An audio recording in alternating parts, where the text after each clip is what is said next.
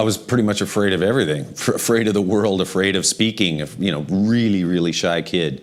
Music was a way to speak, as simple as that. I could either just journal, write poetry, write just whatever was in my head, and sit down, strum a few chords, and put that together. And that's me. That's me telling the world about me when I can't do it on my own. So music was the voice I didn't have. There was a kid in my high school, Downey High, who was in the jazz band, who was selling his guitar. He had I think it was a 69 SG with the tremolo. And he wanted to sell it. He said, "You want it?" And I said, "Yeah." "How much you want?" He said, $200. So I begged my mom and, did chores, did whatever I could. And she said, yeah. She bought me my first real guitar. And then, of course, once you got a guitar, you got to join a band. So I started hanging out with some kids at school that loved playing music. And it was a cover band called Obsession, a bunch of guys in my grade. And we'd just end up at their house after school playing.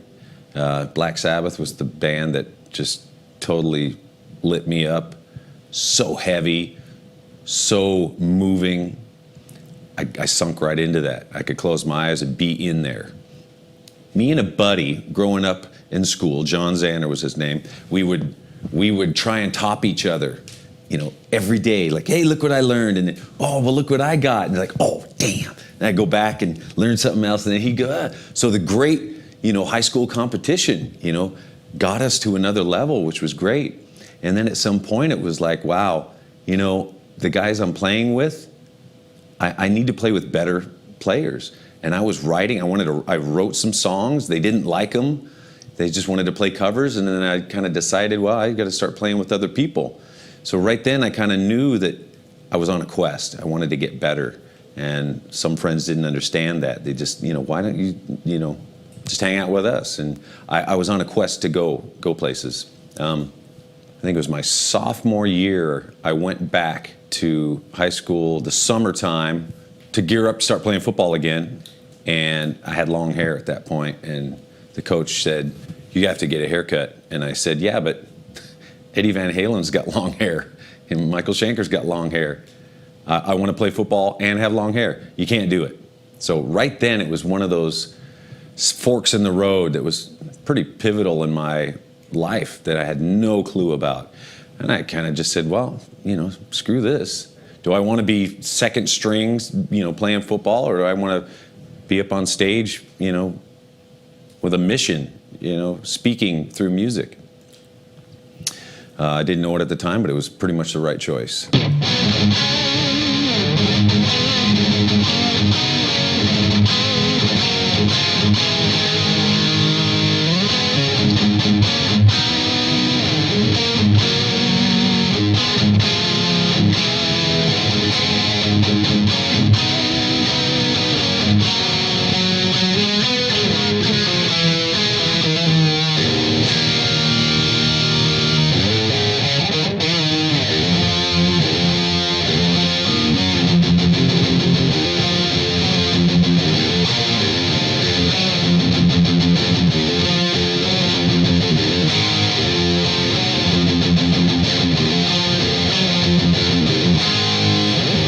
I don't think it really hit me until probably after high school, where I realized, wow, I got to start thinking about what I want to do. I'd be working at the sticker factory, cutting stock and just thinking of riffs or lyrics or something. At lunchtime, I'd be out in the car with my guitar, writing some riffs, and oh shoot, I got to get back to work. And then after work, show the riffs that I had written, and we did our first gig, and then it was kind of like, I think I want to quit my job. I want to start playing music, and there was no other option. That's kind of how it was. When I think the first time, hey, we're going to New Jersey to sign up, or one of the first things, like we're going up to San Francisco to play a show. Oh my God! And then, hey, we could sign up with this manager. He's talking about going to Europe and all this stuff. It's like, yeah, whatever, trying to act cool, but inside I'm freaking out, flipping, like this is happening. This is really happening. And all of us are friends and we get to do what we want. That's amazing. And every step of that way has been a little more of it. Every day we wake up, there is that reminder again that, dude, you get to do what you want to do and create. And it's sustaining you, it's sustaining your family. It's an amazing gift. So for us to keep track of that, there was certainly a time when it got out of control. The Black Album tour, out for a long time. I mean, that was the album. There was multiple divorces, lots of egos, swollen to, no one was right-sized anymore. Everyone was bigger than they should have been. But at the end of the day, when you look at this career is bizarre. People saying they respect you for your music, but then the validation that you get out there, it's unreal. It's like a fantasy. It's like these people think you're something more than you really are. So you got to stay grounded. It's like, God, I'm human, So something comes back again and knocks you back down and to reality, And you realize that I have a gift of playing music. That's what I got.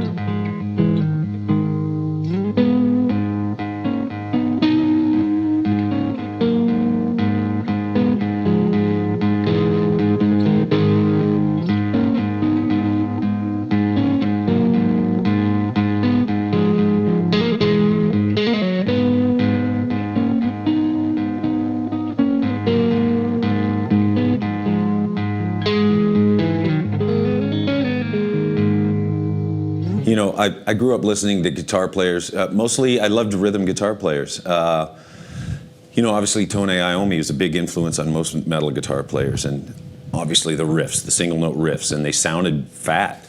When you analyze the sound, it's not really fat sounding. It's got an edge to it that cuts. So for me, getting that at first, like on the first albums, then it grew more into a depth. I wanted to play drums on guitar pretty much. So I wanted a really percussive sound.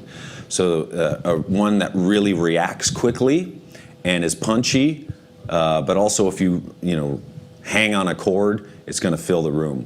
And I wanted a Les Paul shape that was a little lighter, a little more roadworthy. This has a little cutout for me. I like to wear my guitars pretty low.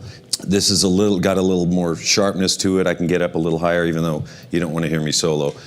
I've tested probably, I think we went through about 30 different kinds of poles, different kinds of windings, different kinds of metals. Wanted the traditional look, but also have an active pickup. So combining passive and active together, smooth distortion, but with some aggressive mids, and that some of the passive pickups have, they're a little more focused in the mids and they're pushy, which I like. But the warmness and the wideness of the active pickup. So combining those two together was the challenge. And that's what I want in a guitar sound, but not abrasive, not something that's gonna give you, complete ear fatigue, after a concert. I think being on stage is a different hat. It's a different mindset. It's a different space. It's, to me, time stops. There's no pain. It's like, when artists talk about being in the zone, that is the zone. I can get in that zone even here, just sitting playing and forget you guys are here. Somehow the world goes away. Whether that's good or bad, it's difficult to come out of sometimes. But, that's the curse of it. But the blessing is there is that focus, and there is that there's a sense of purpose, sense of being, sense of communication, sense of creation. That's a reason. That's a reason I'm here. There's times when I I haven't played for a couple weeks, and my wife will say, God, you're grumpy. Go play guitar. It's like, oh yeah. And I'll go and I'll play, and then, oh, I feel better now. It's just what it is. It's a part of me. It's like I gotta have it, you know? It's my coffee in the morning too. And it's my chill in the evening. The music just makes us do things that we normally wouldn't do. I mean, I'm not gonna be jumping around here, you know, screaming in people's faces, you know, by the power of some riff coming out of this amp, you know. It's just kind of unfriendly, really. It's rude, downright rude. But that's what we get to do on stage. We get to express the music out of every pore, out of every part of us.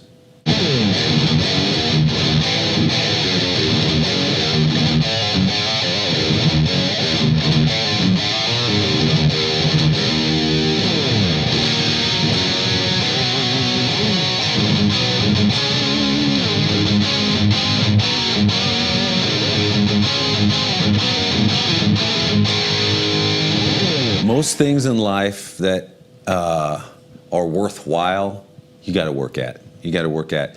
You get out what you put in. As simple as that. That's a kind of a universal law. So yeah, it's not pick up the guitar and go ha ha, which I've done, you know, in front of the mirror lots. You know, hey, I'm really good, and you got to have that attitude too. But it does take work. It does take you know, some dedication. You know. But if you love doing it, it's not as hard as it could be if you're doing something that's you're not as interested in. There's nothing more inspirational than me plugging in to an amp that's dialed to my sound and turning it up. There's just nothing more inspirational. I could write 20 riffs just like that if it's passing through me, you know. There's just stuff coming through. I do believe that, you know, to keep what you got to give it away. And so to show up, you know, doing benefit type things, helping others with the gift that we have. You know, we've got all we need. We've got more than enough that we need. So to give back, for sure. You know, Little Kids Rock is something that I'm involved with. Just played a gig down south and raised $250,000, which is unbelievable. Bringing instruments into public schools where music programs are cut.